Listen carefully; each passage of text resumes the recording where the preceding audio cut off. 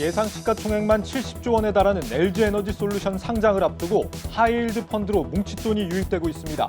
공모 물량의 5%를 우선 배정받을 수 있는 혜택이 부여되면서 기업 공개 시장의 또 다른 투자 수단으로 떠오르고 있습니다. 정몽규 HDC 회장이 광주 신축 아파트 외벽 붕괴 사고에 대한 책임을 지고 현대산업개발 회장직에서 물러나기로 했습니다. HDC 현대산업개발 주가는 사고 발생 직전과 비교해 20% 넘게 추락했습니다. 최근 연이어 불거진 가상화폐 시장의 깜깜이 코인 매도 논란과 맞물려 정치권을 중심으로 관련 제도 보완 논의가 급물살을 타고 있습니다. 시장 신뢰성 제고를 위해 가칭 디지털 자산 관리 감독원 같은 전담 감독기구 설립이 유력하게 논의되고 있습니다. MZ세대를 중심으로 미술품 등을 지분 형태로 쪼개 구매하는 아트테크가 눈길을 끌면서 관련 산업도 함께 주목받고 있습니다. 미술품 경매 회사 K옥션 공모에는 5조 6천억 원의 청약 증거금이 몰리는가 하면 유통가도 오프라인 매장에 속속 갤러리를 설치하고 고객 유치에 나섰습니다.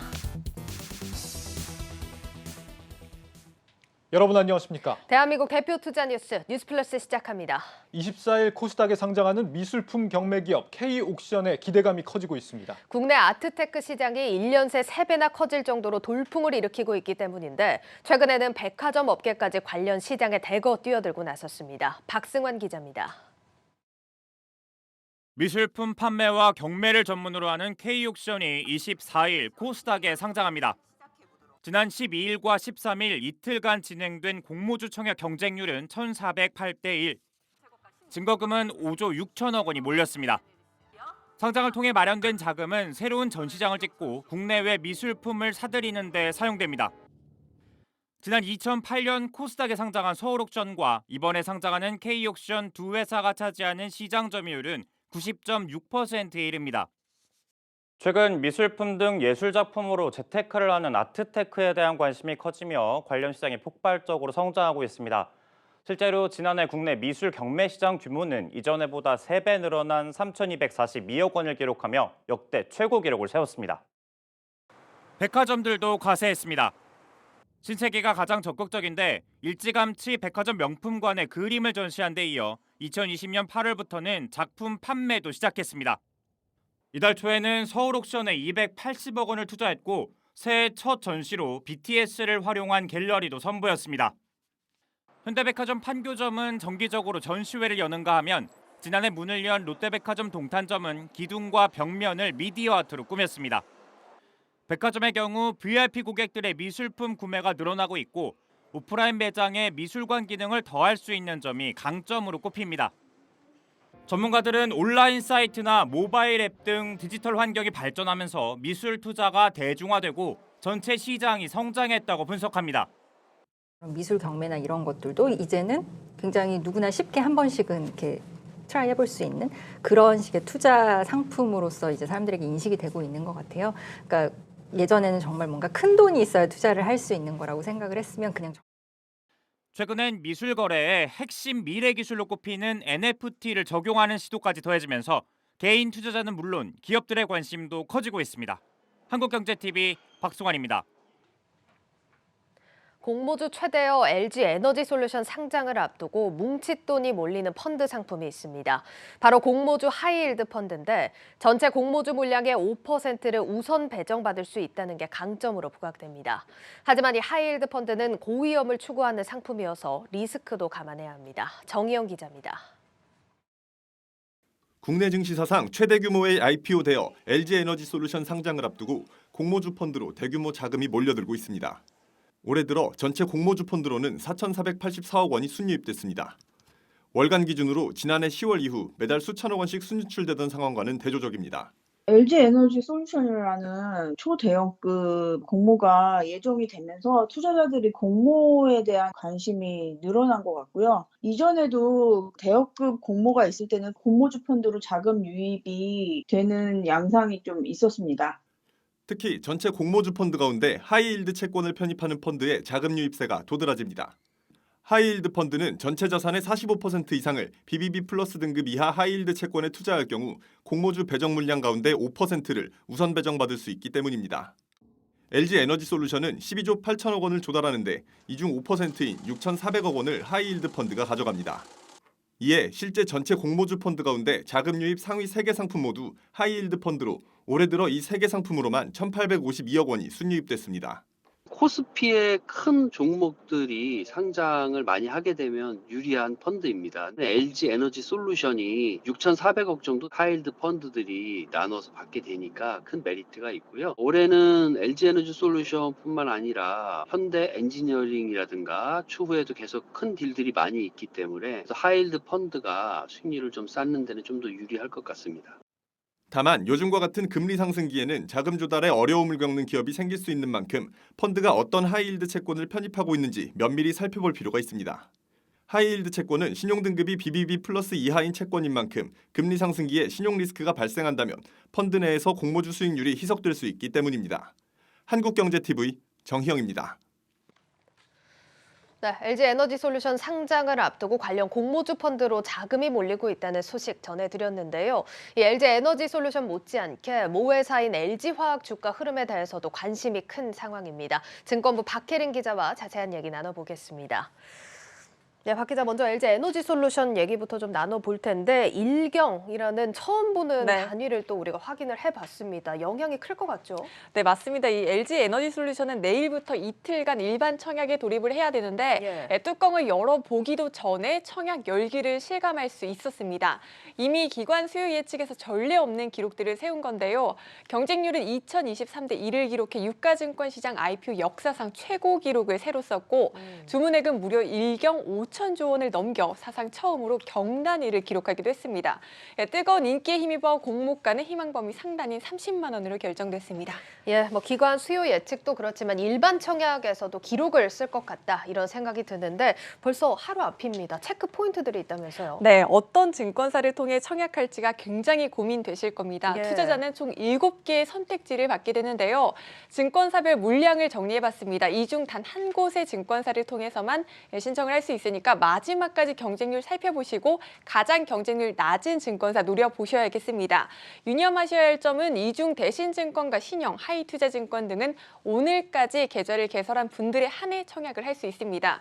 대신과 신영, 하이를 통해 청약하실 분들은 오늘 미리 계좌를 열어두셔야 한다는 점 유념하셔야 합니다. 또 요새 장이 부진하다 보니까 자금 여력이 충분하지 않아 균등 배정을 노리는 분들 많으실 텐데 최소 균등 배정 증거금은 150만 원입니다. 만약 청약 건수가 265만 건을 넘기지 않으면 균등 배정으로 2주에서 3주 정도가 배정될 전망입니다. 예, 오늘 계좌를 열어야 하는 증권사들이 있으니까 또 미리미리 준비를 해 두셔야겠습니다. 자, 그리고 LG 에너지 솔루션 국내 기업 공개 사상 최대어라는 수식어가 붙었습니다. 시장에도 영향력이 꽤 클 것 같아요. 네, 일단 관련주들에는 온기가 돌 것으로 예상됩니다. LG 에너지 솔루션은 이 생산 능력을 높이기 위해 증설을 공격적으로 하고 있고 또 이번 공모를 통해서도 자금을 배터리 공장과 투자 등에 사용할 것으로 예상이 됩니다. 따라서 업계에선 LG 에너지 솔루션향 장비 업체들의 수주가 본격적으로 이뤄질 것으로 보고 있습니다. 구체적으로는 TSI와 CIS, LNF 등이 거론됩니다. 예, 뭐 관련주로 TSI, CIS, LNF 등이 거론되는 만큼 이런 주가 흐름도 좀 주목을 해보시면 좋을 것 같고요. 오늘의 또 본론입니다. 모 회사인 LG화학 주가는 어떻게 될지 많은 분들이 또 궁금해하실 텐데 최근에 주가가 뭐 다시 올라올 듯하다가 다시 내려갔더라고요. 맞습니다. 지난해 초 100만 원을 넘기기도 했던 LG화학의 주가는 지난달 말 60만 원 선도 위태로웠습니다. 다만 말씀하셨듯 최근은 주가가 조금은 상승세를 탄 듯하더니 이내 하락세로 전환해서 지금은 3거래 연속 하락한 상황입니다. 오늘은 70만 원 선 아슬아슬하게 버티고 있고요. LG 에너지 솔루션이 기관 수요 예측에서 흥행했다는 소식이 들려온 직후 주가가 다시금 미끄러지고 있는 상황입니다. 딱 1년 전으로 보면 LG화학은 유가증권 시장 3위를 기록했는데 현재는 세계단 주저앉아 6위를 기록하고 있습니다. 한편 LG 에너지 솔루션은 현재 공모가 기준 예상 시총이 70조 원으로 상장과 동시에 코스피의 시총 3위에 오르게 됩니다. 또 코스피 200과 MSCI 지수 조기 편입 가능성도 매우 높게 점쳐집니다. 지금 이제 증권가에서는 LG 화학이 핵심 파트를 또 분사를 한 만큼 지분 구조를 좀 차치하고 사업적인 측면에서는 배터리 사업이랑 이제 LG 화학은 좀 별개로 봐야 된다 이런 의견들이 있던데 네. 평가가 좀 어떻습니까? 네, 시장에서 말씀하셨듯 이 알짜 사업 부문이 2차 전지 사업을 떼어낸 만큼 예. 투자 심리가 둔화될 것이라는 우려가 나옵니다. 또 모회사 디스카운트라고 하죠. 이 핵심 사업부를 떼어내면 이 사업 가치가 중복으로 적용되기 때문에 자회사 상장 이후 기존 모회사의 가치가 하락할 것이라는 우려가 나옵니다. 예. LG화학은 현재 LG에너지솔루션 지분 100%를 갖고 있지만 이 LG에너지솔루션이 상장을 하게 되면 지분율은 82%로 줄어들게 됩니다. 이에 따라서 대부분의 주요 증권사들은 목표 주가를 하향 조정했습니다. SK증권은 오늘 목표 주가를 기존보다 24%나 낮췄고 예. 유안타증권은 78만 원이 적정하다고 보고 있습니다.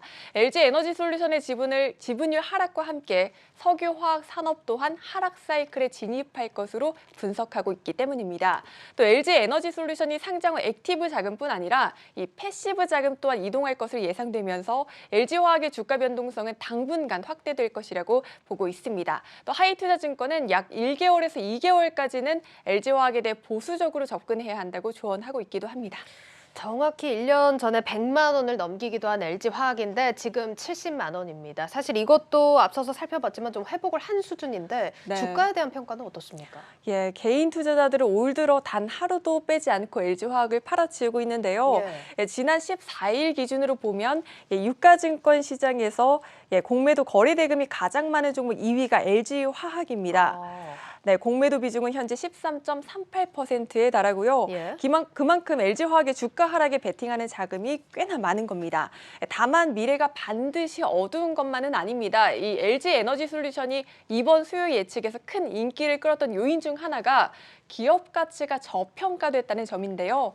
경쟁사인 CATL 대비해서 크게 저평가됐다는 평가를 받는데 이 LG엔솔의 기업 가치가 커지면 커질수록 LG화학이 보유한 지분 가치 역시 상승을 하게 되겠죠.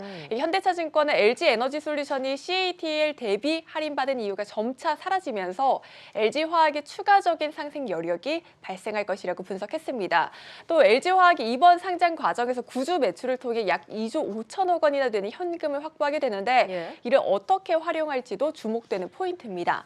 삼성증권은 LG화학의 주가는 중장기적으로 LG에너지솔루션의 주가와 연동돼서 상승할 전망이라며 LG엔솔의 주가 상승에 이 지분 가치 희석보다 영향이 더욱 클 것이라고 판단을 했습니다. 그러니까 LG에너지솔루션 성과가 좋으면 LG화학 주가도 좀 좋은 흐름을 기대해 볼 수 있다 이런 얘기네요. 네, 맞습니다. 또 앞서 증권사들 목표 주가 한번 다시 보시면 최근 크게 하향 조정되긴 했지만 현재 주가와 비교하면 아직도 높은 수준입니다. 주가가 과도하게 빠졌다는 평가가 나오고 있고요. 실제로 외국인 지난 한 주 동안 우리 증시에서 LG화학을 가장 많이 사들였고 규모로만 따지면 5,200억 원이 넘습니다. 오늘 역시 순매수 이어가면서 지난해 말부터 15일 연속 LG화학을 순매수하고 있다는 점은 긍정적인 포인트로 꼽힙니다. 예, 일단 외국인 수급이 좀 꾸준히 들어오면서 저평가 얘기도 나오고 있고 LG에너지솔루션 활약에 따라서 지금 주가 수준에서 상승 여력이 있다 이런 분석이 나오니까요. 조심은 하되 또 LG에너지솔루션 흐름과 또 평가를 보시고 매수 구간을 잡아보시는 것도 좋을 것 같습니다. 지금까지 증권부 박혜린 기자였습니다. 잘 들었습니다. 고맙습니다.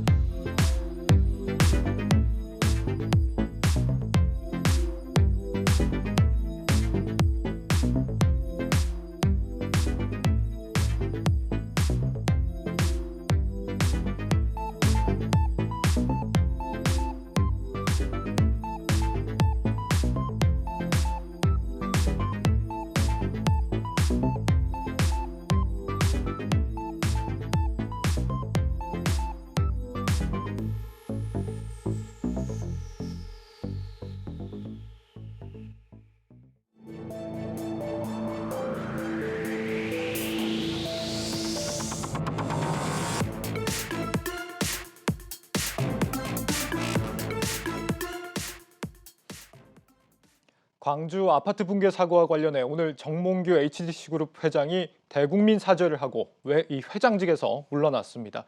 이 사고가 난 광주 아이파크 아파트에 대해서는 완전 철거 후 재시공까지도 고려할 수 있다라고 밝혔는데, 하지만 이 성남 민심은 잠재우기는 쉽지 않아 보입니다. 먼저 임동진 기자 리포트 보시고 이어가겠습니다.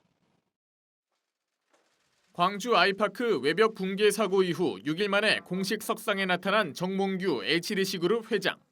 정 회장은 피해자와 가족, 국민 여러분께 사죄드린다며 책임을 지고 현대산업개발 회장직에서 사퇴하겠다고 밝혔습니다. 사고를 수습하고 국민들의 신뢰를 회복할 수 있도록 그룹 차원에서 모든 노력과 지원을 약속드립니다. 다시 한번 광주 사태 피해자와 가족 그리고 국민 여러분께 진심으로 사죄드립니다. 사고가 난 광주 아이파크에 대해서는 안전점검에 문제가 있을 시 분양자 계약 해지는 물론 완전 철거와 재시공까지 고려하겠다고 말했습니다. 또한 전국 건설 현장의 안전진단과 더불어 건축물의 안전보증을 현재 10년에서 30년으로 늘릴 것을 약속했습니다. 정 회장의 사퇴 결단에도 시장의 반응은 냉담합니다. 지난 11일 사고 이후 연일 내리막을 걸었던 HDC 현대산업개발의 주가는 17일에도 하락 마감했습니다. 악화된 민심과 추락한 이미지를 회복하기도 쉽지 않아 보입니다. 광주의 한 재건축 정비조합은 현대산업개발과의 시공사 계약 해지를 추진 중이고, 사업자 선정을 앞둔 일부 단지들은 현대산업개발의 입찰 참여에 부정적인 입장을 내비치고 있습니다. 이미 지어졌거나 건축 중인 일부 아파트 입주민과 입주 예정자들은 아파트 브랜드의 아이파크를 뺄 것을 요구하기도 합니다. 우리 조합은 좀 아주 안 좋죠. 훨씬 쌓여가지고 우리 현장에 잘 지었다고 하더라도 어떻게 내 처자식하고 불안해서 그 집에서 살 수 있겠나. 광주 붕괴 사고 피해자 가족 협의회 역시 물러날 게 아니라 사태 해결을 책임지고 응당한 처벌을 받아야 한다며 정 회장의 사퇴에 대해 책임 회피라고 비난했습니다. 한국경제TV 임동진입니다. HDC가 회장 퇴진이라는 초강수를 뒀지만 이번 사건을 계기로 건설업계 전반이 영향을 피할 수 없어 보입니다. 부동산부 김민수 기자 나와 있습니다. 네, 김 기자. 일단 이 중대재해법 시행이 열흘밖에 남지 않은 이런 상황에서 이번 사고가 나는 바람에 이제 건설업계 상황이 좀 상당히 좀 난처하게 됐습니다. 예, 그렇습니다. 일단 이번 사고를 짚어봐야 될 점은 크게 두 가지로 나눠볼 수가 있겠습니다. 네. 첫 번째는 이제 고질적인 건설 현장의 안전 불감증이고요. 둘째는 이제 믿었던 일군 건설사의 부실 공사라고 좀 볼 수 있겠습니다. 먼저 이 안전 문제와 관련해서 건설업계에 미치는 후폭풍이 거세질 것으로 보입니다. 일단 이번 사고를 계기로 건설 안전 관련 규제가 대폭 강화될 가능성이 아주 높아졌습니다. 정치권에서도 이미 관련 법안들을 마련하고 있고요. 무엇보다 이제 건설업계 입장에서는 그동안 수건이었던 그 중대재해처벌법 완화를 요구할 명분도 힘도 사라졌습니다. 이제 할 말이 없어진 거죠. 예. 이제 그동안은 이제 안전사고가 발생할 때마다 정부나 정치권이 사후 약방문식으로 규제를 강화하는 일이 반복됐는데, 이번 사고를 계기로 정치권에서 선제적으로 강력한 규제를 나설 수 있는 명분을 준 셈이죠. 네, 그럼 혹시 뭐 이번 중대재해법 외에도 더 규제할 수 있는 움직임이 있는 겁니까? 예, 가장 주목받는 것이 이제 지난해 발의돼서 국회에 계류 중인 건설안전특별법입니다. 이 건설안전특별법은 이제 건설 현장에서 근로자 사망 사고가 발생하면은 시공사 1년 이하의 영업정지 또는 매출액 최고 3% 과징금을 환수할 수 있는 내용을 담고 있습니다. 예. 이 처벌을 적용하는 방식도 까다롭지 않아서 상당히 강력한 처벌 법안입니다. 그래서 그동안 이제 건설업계는 꾸준히 이제 처벌이 과하다며 반대를 했고, 정치권에서도 올해부터 중대재해법이 이제 시행을 하니까 이를 감안해서 일단 법안을 통과를 좀 밀어놓은 상태입니다. 하지만 이번 사고가 또 발생을 하면서 이 건설안전특별법을 제정하려는 정부와 여당의 힘이 실리게 됐습니다. 이 외에도 새로운 안전규제 관련 법안들이 발의되고 있고요. 이게 상당히 통과될 가능성이 높아졌습니다. 건설사 입장에서는 부담이 커질 수밖에 없는 상황입니다. 이번 사고가 HDC만의 이례적인 일인지 아니면 지금 실제 업계 전반에서 사고 발생이 좀 계속 빈번한 상황인지 궁금한데 어떻습니까? 일단 그 지난해 말에 고용노동부가 발표한 통계를 한번 보시겠습니다. 네. 상황이 좀 얼마나 심각한지를 아실 수 있을 텐데, 일단 그 지난해 중대재해가 발생한 사업장이 576곳입니다. 이 가운데 거의 60%가 건설업에서 발생을 했고요. 2명 이상 사망자가 발생한 사업장 가운데 70%가 건설업, 또 산업재해를 은폐한 곳 가운데 35%가 또 건설업입니다. 이제 해마다 산업재해 연간 통계가 나오고 있는데 해마다 한 800명 정도의 사망 사고가 발생을 합니다. 이 가운데 절반 이상이 건설 현장에서 발생하고 있습니다. 해마다 400명 이상이 건설 현장에서 사망하고 있는 겁니다. 이게 이제 줄어들지를 않고 있습니다. 이제 건설 현장이 위험하다는 것은 우리 모두가 알고 있지만 이를 감안하더라도 이런 통계를 볼 때 좀 이게 건설사들 입장에서 좀 할 말이 없는 상황입니다. 실제 좀 당국이 건설업계에 더 강한 규제를 하는 명분이 될 수도 있겠습니다. 이 사망 같은 피해도 문제입니다만 지금 이제 HDC는 건설사 중에서도 거의 1군 건설사 아닙니까? 네, 그렇습니다. 이 시공 품질 면에서도 좀 논란이 생길 수밖에 없겠는데요. 예, 뭐 앞서 얘기했던 것처럼 이번 사태의 흑폭풍을 두 가지로 나누면 안전사고와 부실공사 두 측면으로 볼 수 있겠습니다. 특히 이번 사고가 난 곳이 이제 1군 건설사이다 보니까 시청자분들도 이런 생각이 드실 겁니다. 지금 내가 살고 있는 아파트가 제대로 지어진 것은 맞는지, 이제 1군 건설사 아이파크가 저 모양인데 다른 건설사들도 비슷한 건 아닌지 자연스럽게 이런 의문이 들 수밖에 없습니다. 사실 이번 사고를 비롯해서 최근 일어난 건설 사고 대부분이 무리한 공기 단축 과정에서 일어났습니다. 건설사들이 수익성을 높이기 위해 공사를 서두르다 보니 부실 공사로 이어지고 있는 거죠. 때문에 이번 사고를 계기로 건설 현장에서 안전이나 이 감리 등 규제가 한층 까다로워질 것으로 보입니다. 뭐 공사 시작 전, 진행 중, 완공 후까지 상당히 절차가 까다로워질 것인데 자연스럽게 공사 기관도 비용도 늘어날 겁니다. 당연히 건설사 수익성에는 안 좋겠죠. 무엇보다 이제 공사비가 올라가는 만큼 건설사는 물론 소비자들의 부담도 커지는 것은 불가피합니다. 분양가 상승의 요인이 될 수도 있습니다. 이 건으로 진짜 소비자한테 만약에 또 비용을 전가한다면 그 또한 또 논란이 될 수 있겠다 싶습니다. 사실 이번 건이 크게 불거져서 그렇지 그동안에 이제 새 아파트에서 하자 문제가 불거졌던 적이 굉장히 자주 있었던 것 같은데 실제 뭐 통계가 나온 게 있습니까? 예, 이 조사를 국회를 통해서 해봤더니 새 아파트에 대한 하자 민원이 지난해 역대 최고치를 기록했습니다. 통계를 보니까 최근 5년 동안은 한 4천여 건 정도였는데 저게 지난해 11월 30일 기준인데 갑자기 지난해엔 7천 건이 훌쩍 넘었습니다. 이미 아파트 값을 다 내고 입주를 하다 보니까 제대로 하자 보수를 해주지 않아 분쟁이 생기는 경우가 상당히 많습니다. 때문에 이번 기회에 그 후분양제에 대한 논의가 다시 수면 위로 올라올 것이라는 전망도 있습니다. 그러니까 내가 살 아파트 지어진 모습을 보고 돈을 내겠다는 건데 뭐 여러모로 합리적인 부분이 있습니다. 이 후분양제는 문재인 정부의 공약이기도 했는데 흐지부지 됐거든요. 이번에는 이재명 민주당 대선 후보 공약에 담겨 있습니다. 하지만 이제 건설사 입장에서는 유리한 점이 좀 별로 없어서 실제로 이게 현실화될지는 좀 지켜봐야 할 것으로 보입니다. 이게 아마 그 내 집 마련 수요를 잡으려고 사전 청약을 하고 있는 상황이다 보니까 후분양제 얘기는 한동안 쏙 들어간 것 같은데 다시 불거질 수도 있겠습니다. 김민수 기자였습니다. 잘 들었습니다.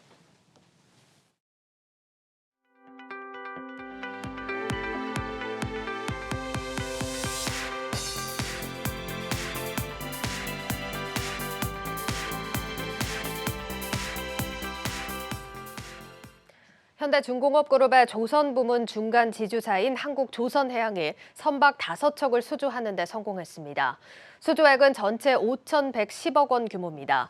한국조선해양은 아시아 소재 선사 2곳과 LNG 컨테이너선 3척, PC선 2척을 건조 계약했다며 이같이 밝혔습니다. PC선은 현대 베트남조선에서 건조돼 2023년 하반기 인도되며 LNG선은 현대 3호 중공업에서 건조돼 2024년 상반기부터 순차로 인도됩니다.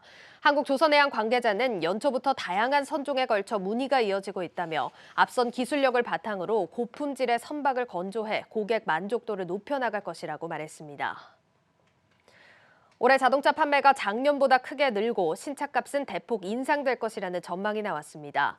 이동헌 현대차그룹 자동차 산업연구실장은 한국자동차 기자협회 세미나 발표에서 올해 글로벌 자동차 판매량이 8,209만 대로 전년비 7.5% 증가할 것으로 예상된다고 밝혔습니다. 다만 8,683만 대였던 코로나 이전 수준으로 회복하는 데는 시간이 조금 더 걸릴 것이라고 밝혔습니다. 이 실장은 올해 초과 수요 지속과 글로벌 경제 전반의 인플레이션 압력이 맞물리면서 신차 출고가의 대폭적인 상승이 예상된다며 완성차 업체들이 수익 극대화를 위해 차값을 올리고 그 재원은 전기차 등 미래 먹거리 사업에 투자하는 방향으로 진행될 것이라고 전망했습니다. 정부가 국내 완성차 대기업의 중고차 매매업 진출과 관련 논의를 3월로 미룬 데 이어서 관련 산업을 준비하고 있는 현대차에 대해 사업 개시 일시 정지 권고를 내렸습니다. 이를 놓고 타 업체와의 형평성 논란이 불거지고 있는데 수입차 회사나 매출 1조가 넘는 중고차 플랫폼 기업들은 버젓이 사업을 하는 상황에서 역차별이 아니냐는 겁니다. 유호성 기자입니다. 유명 수입차 업체가 운영하는 중고차 판매 전용 홈페이지입니다. 198가지의 엄격한 품질 기준을 통과한 상품만 취급하고 있다며 자신들이 취급하는 중고차의 신뢰성이 높다는 점을 강조하고 있습니다. 중고차를 사려는 사람들이 품질에 대해 느끼는 불안감을 해소해주기 위해 직접 인증에 나선 건데 국내 완성차 회사들은 불법도 아닌데 이 사업을 하지 못합니다. 중고차 매매업이 생계형 적합업종에 해당하는지를 논의할 생계형 적합업종 심의위원회가 지난 14일 열렸지만 이마저도 자료 업데이트가 필요하다는 이유로 3월로 밀린 상황입니다. 대기업 집단인 완성차 회사들은 중고차 시장 진출이 막혔지만 매출 1조가 넘는 중고차 플랫폼 기업들이 버젓이 사업을 하고 있는 상황이 어색하다는 지적도 나옵니다. 중고차 이커머스 플랫폼 업체 K카를 사모펀드 한앤컴퍼니가 운영하고 있는 것과 비교해 완성차 업체들만 대기업이라는 이유로 시장 진출에 제한을 거는 것은 형평성에 어긋난다는 겁니다.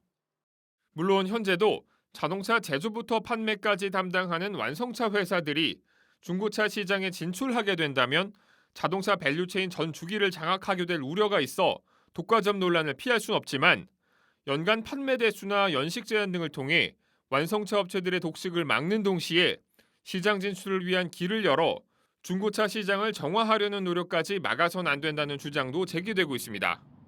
현재 현대기아에서는 신차 판매권을 기존에 있는 딜러 노조들, 영업사원 노조들 때문에 중고 매매업체한테 넘긴다는 것은 불가능한 일이기 때문에 결국은 전체 차량 대수를 퍼센트를 제한을 하고 연간 판매 대수나 아니면은 키로수 주행거리 연식 이런 걸 제한을 하면서 일정 부분 시장 점유율을 차지하지 않는다는 어떤 상생 조건을 내비쳐야 되는 거지. 완성차 회사들의 중고차 시장 진출이 막힌 상황에 대해 소비자들도 불만이 높습니다. 한 설문조사에 따르면 중고차 시장 소비자 인식을 묻는 질문에 소비자 10명 중 8명이 불투명, 혼탁하다고 응답한 것으로 나타났습니다. 완성차 업체들의 중고차 시장 진출이 소비자 후생 증대로 이어질 것으로 기대되는 가운데 중고차 시장의 신뢰를 회복하는 동시에 영세 사업자들의 생존권을 보장할 수 있는 상생 방안을 찾기 위한 노력이 시급해 보입니다. 한국경제TV 유호성입니다. 네, 카카오페이 임원진들이 상장 후 스톡 옵션 44만 주를 한꺼번에 매도하면서 안팎에서 비난의 목소리가 거세지고 있습니다. 최근 카카오 주가 부진의 핵심 요인 중 하나로도 꼽히는데 이 대량 매도 사태가 아직도 다 끝난 게 아니다라는 우려가 나오고 있습니다. 산업부 양현주 기자와 이야기 나눠보겠습니다. 예, 양 기자, 카카오가 관련해서 쇄신안을 내놓긴 했는데 여전히 부족하다는 지적들이 많은 것 같습니다. 네, 카카오는 지난 13일 내부 컨트롤 타워 조직인 공동체 얼라인먼트 센터를 통해 이 계열사 임원 주식 매도 제한 조치를 발표했습니다. 계열사 임원의 경우 상장 후 1년, 또 CEO의 경우 2년간 스톡 옵션을 포함한 주식 매도를 금지한다는 게 주요 내용입니다. 예. 여기에 더해 주식 매도 한 달 전 컨트롤 타워 조직에 관련 내용을 반드시 공유하도록 하기도 했는데요. 이전에 비해 개선된 내용이지만 여전히 보완이 필요하다는 지적이 나오고 있습니다. 앞서 류용진 대표를 포함한 임원 8명이 이 주식 44만 주를 대량 매도해서 이 주가가 폭락했는데 관련 임직원들의 주식이 여전히 115만 주 가량 남았기 때문입니다. 이 물량이 물량인 만큼 2년 후 해당 주식을 매각하는 일이 발생한다면 소액 주주들의 피해를 막을 수 없다는 우려가 제기되고 있습니다. 지금 44만 주 매각에도 주가가 이런 상황인데 115만 주면 후폭풍이 더 거셀 것 같습니다. 물론 115만 주를 모두 매도할 가능성은 좀 낮겠습니다만 그래도 이런 우려가 제기되고 있다는 게 또 굉장히 불안한 요소로 꼽힐 것 같거든요. 네, 그렇기 때문에 이제 일부 시민단체에서는 소액 주주 피해가 여전한 만큼 이번 대량 매도에 참여한 임원들의 남은 115만 주에 대해서도 이 스톡옵션을 취소하는 방안을 검토해야 한다고 설명합니다. 이 밖에도 쇄신안에 따르면 임직원 주식 매도 계획을 내부에만 보고하도록 했는데 이 추가 폐해를 막기 위해선 관련 내용을 공시하는 방안도 고려해 볼 필요가 있다고 주장합니다. 예. 더욱이 주식 매도 관련 규정이 정해지긴 했지만 이를 위반했을 시에 구체적인 제재 방안에 대해선 아직 논의되지 않은 것으로 파악했습니다. 이에 카카오 노조 측은 경영진뿐만 아니라 외부 전문가와 노동조합까지 포함된 신뢰회복위원회를 결성하자고 건의한 상태입니다.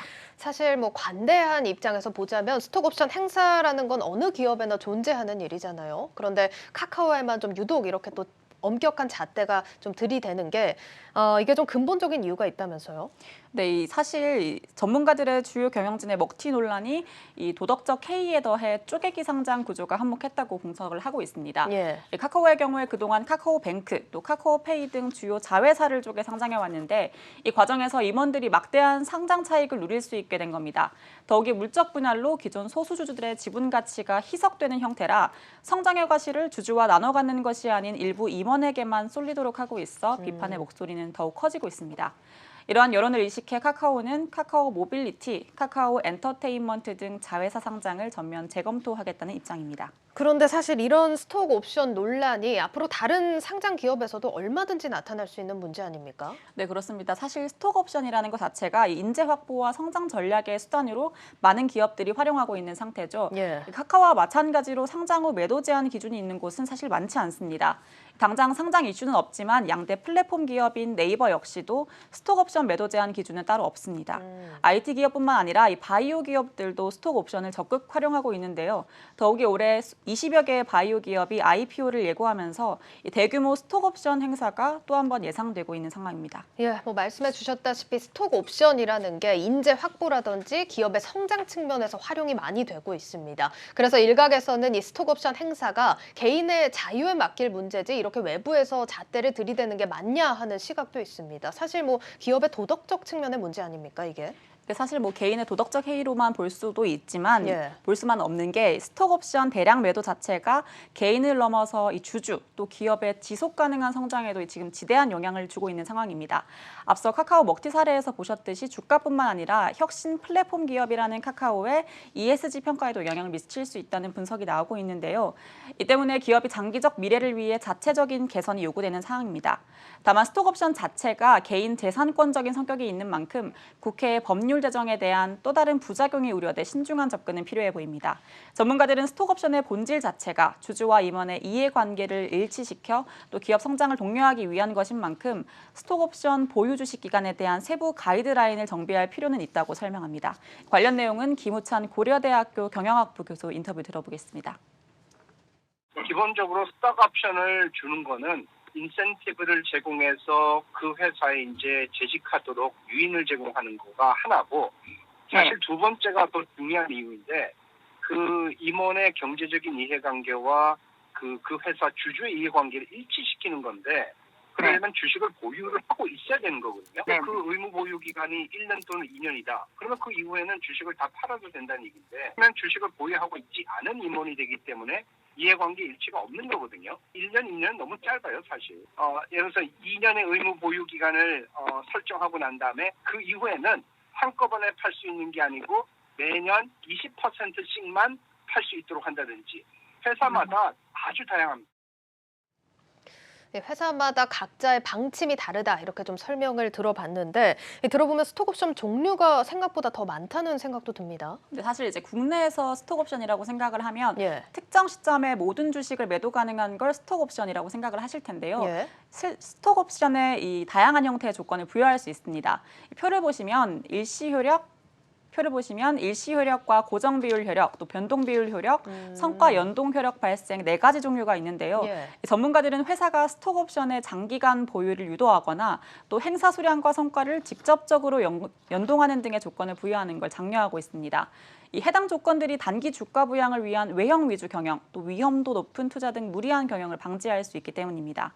만일 카카오 경영진이 성과 연동형 스톡 옵션을 발행했다면 기업 가치가 뛰었을 때 주식을 매도할 수 있어 경영진과 주주들 간의 윈윈 구조가 될 수 있는 겁니다. 하지만 현재 국내 스톡 옵션 효력 발생 조건을 보면 89%가 한꺼번에 행사 가능한 일시 효력 발생 조건을 부여하고 있습니다. 반면 미국의 경우는 이 비율이 전체 기업의 13%에 불과합니다. 이번 먹튀 논란으로 스톡옵션의 기능에 대해 돌아보는 계기가 될 수 있다고 생각을 합니다. 성장 기업 또 스타트업의 인재 확보에 있어 스톡옵션이 여전히 긍정적인 역할도 하고 있는 만큼 이 기업들 스스로 경영 안정화 차원에서 스톡옵션 단기 매도 생태계를 보완할 필요가 있어 보입니다. 예, 여기까지 듣도록 하겠습니다. 산업부 양현주 기자였습니다. 잘 들었습니다. 감사합니다. 네, 이렇게 카카오 경영진의 대규모 주식 매도가 논란이라면 가상자산 시장에서는 이 공시 없는 매도가 문제로 거론되고 있습니다. 위메이드가 자체 발행한 코인 위믹스를 공시 없이 매도하면서 시세 폭락을 초래했다는 건데 주식시장처럼 공시 의무가 마련돼야 한다는 목소리가 나옵니다. 정치권도 법 제도 마련에 나섰습니다. 정호진 기자입니다. 위메이드가 발행한 코인 위믹스의 가격이 최근 급락했습니다. 발행사의 깜깜이 매도 논란이 불거지며 일주일 새 절반 이상 가격이 떨어진 겁니다. 투자자 사이에서는 위메이드가 위믹스 토큰을 단기간에 대거 매도해 시세가 폭락한 것이 아니냐는 의혹도 제기됐습니다. 위메이드 측은 사전에 공시한 내용을 바탕으로 장기간에 걸쳐 분할 매도를 진행했다고 해명했습니다. 일부에서 우려하시는 것 같이 시장을 교란시킬 정도로 대규모의 위믹스를 단기간에 처분한 일은 절대 없고 해외 거래소와 국내 거래소의 가격 차이가 생기지 않을 정도로 모니터링 해가면서 주의 깊게 한 거기 때문에. 하지만 전문가들은 위메이드의 이 같은 행태가 투자자들의 신뢰를 저버렸다고 지적합니다. 발행인들이 매각을 했고 여기에 대해서 기존의 이 코인 생태계, 그 위믹스 생태계에 참여했던 그 코인 투자자들이 굉장히 신뢰성을 이제 잃었기 때문에 주식을 던진 거죠. 지난해 11월에도 디카르고 재단은 보유한 코인을 시장에 매도했고 가격은 40%가량 폭락하는 등 유사한 사례가 있었습니다. 당시에도 디카르고는 사전에 제출한 계획대로 물량을 유통한 것이라고 해명했지만 이미 투자자들이 손실을 보고 난 이후였습니다. 잇따라 코인 먹튀 논란이 발생한 배경으로는 주식시장과 달리 코인을 대거 매도하더라도 공시 의무가 없다는 점이 꼽힙니다. 문제를 인식한 정치권에서도 제도 마련에 나섰습니다. 이 위믹스 문제는 이 공시에 대한 적절한 매뉴얼이 없는 상태고요.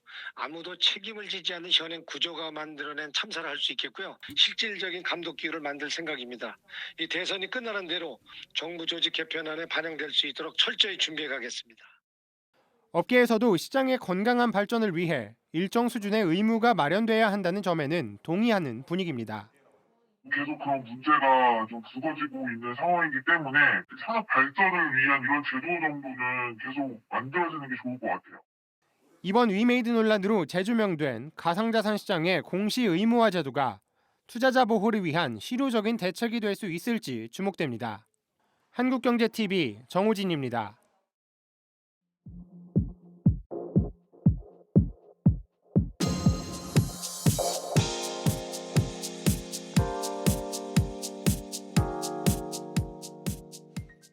올해 은행의 대출 관련 임원들이 가계대출을 더 깐깐하게 관리할 계획인 것으로 나타났습니다.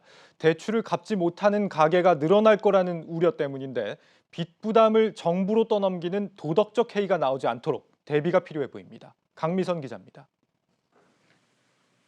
서울에서 중국집을 운영하고 있는 김영옥 씨. 다음 달 소상공인 방역지원금이 기다려지기보단 계속될 금리 인상과 3월 말 정부의 자영업자 대출 만기 연장이 더 걱정된다고 말합니다. 대출은 진짜 받고 싶은데 그냥 꾹꾹 눌러 참는 거예요. 갚을 능력이 없을 것 같아. 금리 오르는 것은 뭐 다른 사람들은 모르지만 우리 자영업자 한 사람들은 진짜 아닌 것 같아. 코로나 장기화로 가계와 자영업자 소득은 급감하고 채무 상환 능력은 더 악화되고 있는 상황. 앞으로도 대출 받긴 더 힘들어질 전망입니다.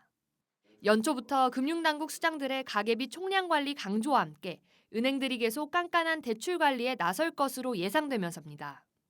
은행들이 가계 신용 위험을 더 크게 바라보고 있는 점도 우려를 더합니다. 이자 부담이 증가할 수 있어서 중점적으로 신용위험 측면에서 요인으로 보고 있는 것 같고 연초에 가계대출 관리에 적용되는 상태나 수요나 모니터링하는 태도를 유지를 하는 것 같더라고요. 전문가들은 대출 부담과 부실화가 커진다 해도 실수요자 중심의 대출까지 막히면 안 된다고 조언합니다. 기존에 중복으로 대출 받는 분들이 너무 많아서 가급적이면은 이제 기존에 대출 안 받았던 분들 위주로 해서 이 자영업 대출 좀 지원해 줄 수 있도록 해야 될 것 같고 대출 총량제에서 좀 빼주는 방향도 필요한 것 같습니다. 1월 기준금리 인상 이후 한국은행이 올해 추가 인상을 또 예고하면서 대출자들의 이자 부담은 더 크게 늘어날 전망입니다. 한국경제TV 강미선입니다. 가파른 금리 상승으로 주택담보대출 금리는 연내 6%를 넘어설 조짐입니다. 새로 대출을 받을 때 조금이라도 부담을 줄이려면 고정금리나 신잔액 코픽스를 기준으로 삼는 상품이 유리하다는 분석이 나옵니다. 이어서 김보미 기자입니다. 은행이 대출 자금을 조달하는 데 들어간 비용을 나타내는 코픽스. 주택담보대출 금리 산정의 기준이 되는 지표 중 하나인데 이 지수가 한 달 만에 또 올랐습니다. 7월부터 12월까지 5개월 연속 상승세입니다. 현재 5대 시중은행의 주택담보대출 금리는 이미 최대 5%를 넘어선 상황. 이달 한국은행이 기준금리를 0.25%포인트 올렸고 여기에 추가 인상까지 예고하고 있어서 주택담보대출 금리는 연내 6%를 훌쩍 넘을 것이란 전망이 나옵니다. 전문가들은 신규로 대출을 받으려고 한다면 기간에 따라 기준금리를 달리 접근해야 한다고 조언합니다. 상환 기간이 1년 이내라면 변동금리 중에서도 신잔액 코픽스를 그리고 3년 이상 장기 상환을 계획하고 있다면 고정금리를 택하는 것이 유리하다는 겁니다. 장기간 한다면 고정금리를 추천을 해요. 기본금리에 가상금리들이 있는데 이 가상금리를 어떻게 좀 줄여볼까 이런 고민을 하는 것도 좋을 것 같아요. 주거래은행이라든가 자동이체를 한다든가 이런 것들로 가상금리에서 차감할 수 있는 그 우대금리를 주거든요. 신잔액 코픽스의 경우에는 다른 코픽스들에 비해 시장 금리가 더디게 반영되고 변동폭도 상대적으로 작다는 특징이 있습니다. 한편 신잔액 코픽스 기준 대출을 취급하는 곳은 신한과 하나은행 등으로 가계대출 규제가 강화되면서 취급은행이 크게 줄었습니다. 한국경제TV 김보미입니다. 중국의 지난 4, 4분기 경제 성장률은 4%, 연간 성장률은 8.1%로 집계됐습니다. 중국 국가통계국은 지난해 중국의 GDP가 114조 3,670억 위안으로 잠정 집계됐다며 이같이 밝혔습니다. 중국의 지난해 분기별 성장률은 1분기 18.3%에서 4분기 4%로 내리막 추세가 계속되고 있습니다. 특히 오미크론 감염 여파로 경기가 둔화하면서 12월 소매 판매 증가율은 1.7%로 지난 2020년 8월 이후 최저치로 조사됐습니다. 월마트가 미국 특허청에 가상제품 판매를 위한 특허 출원 서류를 대거 제출한 것으로 확인됐습니다. 블룸버그 통신과 CNBC에 따르면 월마트는 지난해 말 전자제품과 스포츠용품, 장난감과 장식, 개인 관리용품 등의 가상제품 판매를 위한 특허 출원 서류를 미국 특허청에 제출했습니다. 또 고객들에게 암호화폐와 NFT를 제공하는 방안도 검토하고 있습니다.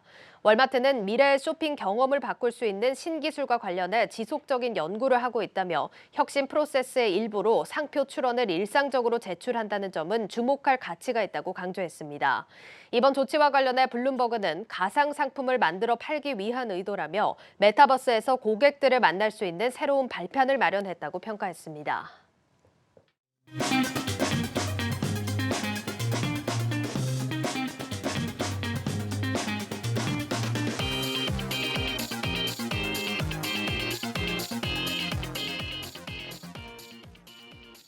네, 뉴욕 증시 A2G 조영 기자와 함께하겠습니다. 조 기자, 오늘은 어떤 기업 준비되어 있죠? 네, 티커명은 좀 눈에 익으실 텐데요. 박힌 이름이 잘 생각이 안 나실 수도 있습니다. 네. 전스퀘어. 전스퀘어요. 네, 이제는 잭도시의 블록에 대해서 오늘 이야기 나눠보려고 합니다. 잭도시의 블록. 네. 이 잭도시 하면은 이제 트위터 창업자인데 동시에 이 스퀘어라는 기업을 운영을 했고 이게 이제는 블록이라는 이름으로 바뀌었다 이런 거군요.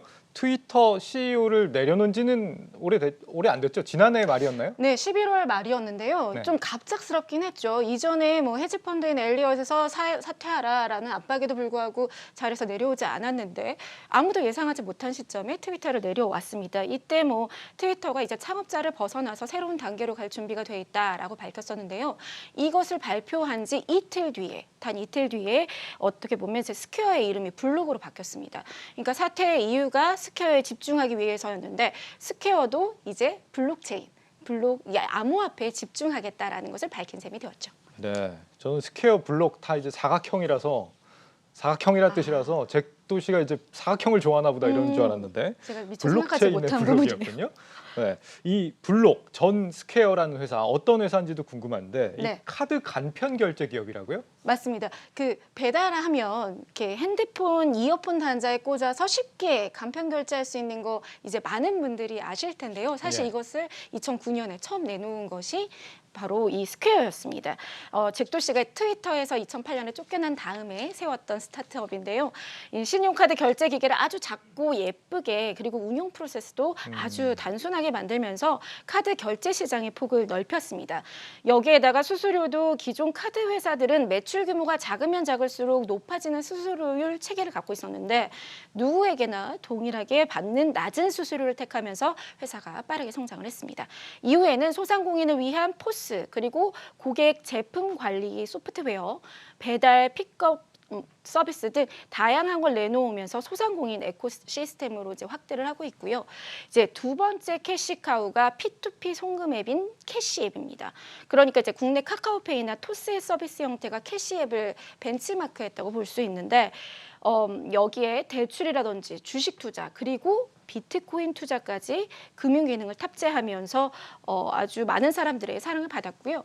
지난 3월에는 자체 은행 사업까지 당국 승인을 받아서 출범을 했습니다. 그러니까 모든 금융이 모여 있는 앱으로 거듭났다고 볼 수 있고요.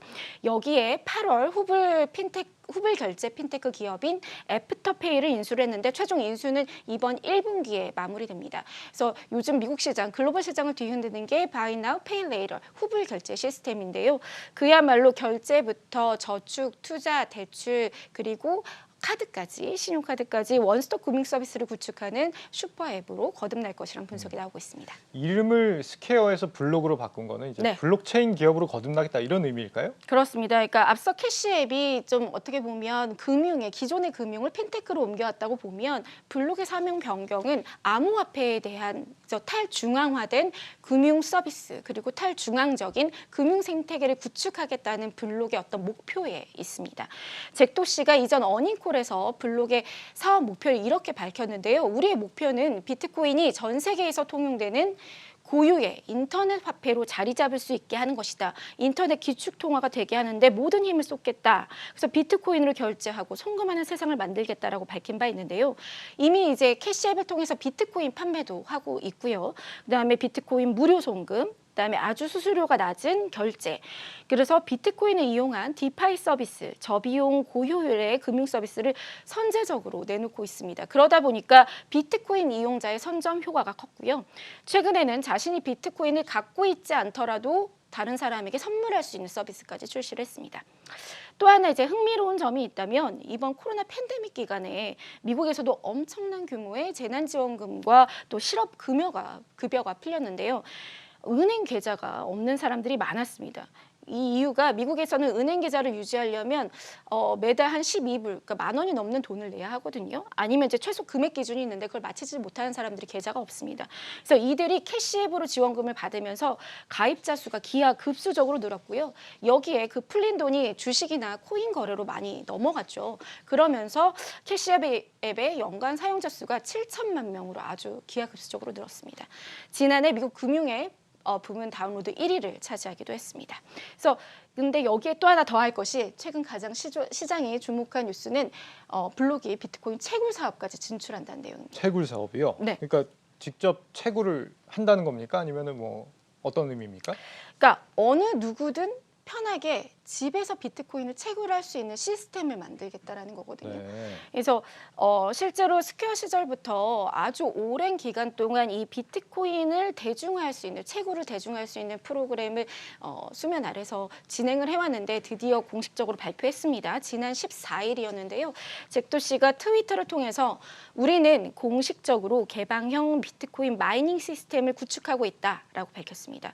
어떻게 보면 이제 공개적으로 밝혔다는 것은 전 세계 기업 그리고 개인들을 위한 오픈소스 기반의 비트코인 채굴 시스템 개발이 상당 부분 궤도에 올라왔다는 것으로 업계에서는 평가하고 있습니다. 사실 개인들이 채굴을 그동안 안 한 이유가 전력이 좀 많이 모자라서 그런 문제 아니면은 시간이 네. 좀 오래 걸려서 그런 문제 아니었나요? 맞습니다. 장비도 필요한데 어떤 장비를 해야 될지 사실 엄청난 규모로 필요하고요. 네. 거기에 소요되는 전력도 많고 그다음에 소음 또 먼지 이런 부분들이 많죠. 그래서 비트코인 채굴이 뭐 국내에서도 열풍이 불었습니다만 미국이 세계 1위입니다. 중국도 제치고 35%를 차지하고 있죠.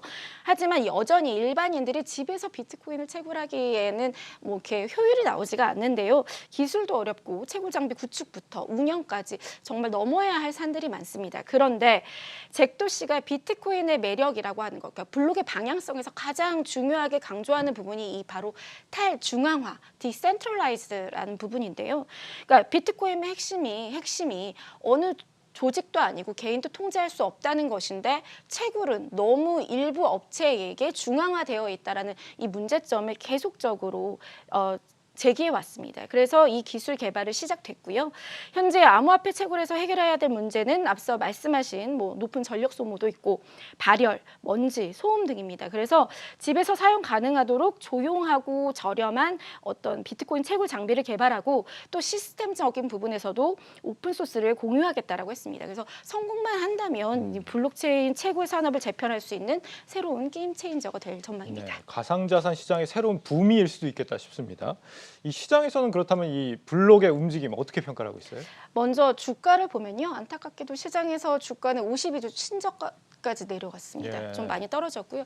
지난 금요일장 종가 기준으로 보면 133달러 선에서 마감을 했죠. 그리고 이제 연준의 금리 인상 우려가 높아지면서 연초부터 이 테크주, 기술주에 대한 약세가 면치 못하는 모습입니다. 그리고 스퀘어에서 블록으로 이름이 바뀌었는데 바뀐 이후에 31%가 떨어졌습니다. 그래서 일각에서는 11월 고점을 기록한 다음에 하락하고 있는 비트코인의 시세와 아무래도 같이 가는 것 아니냐라는 분석을 내놓기도 하고 있고요. 그다음에 이제 월가에서 보는 시각을 좀 보겠습니다.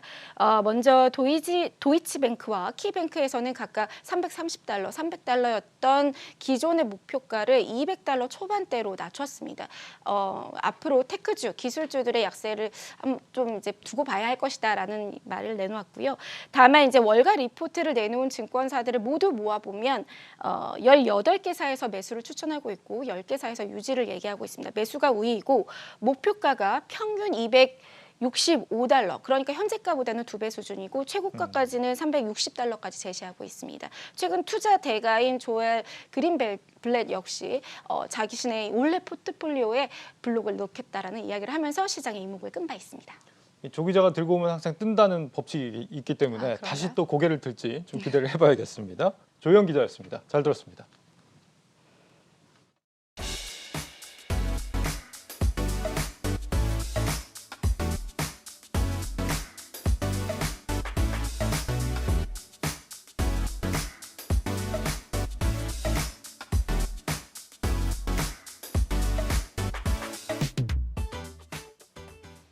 뉴스 플러스를 마치겠습니다. 여러분 고맙습니다.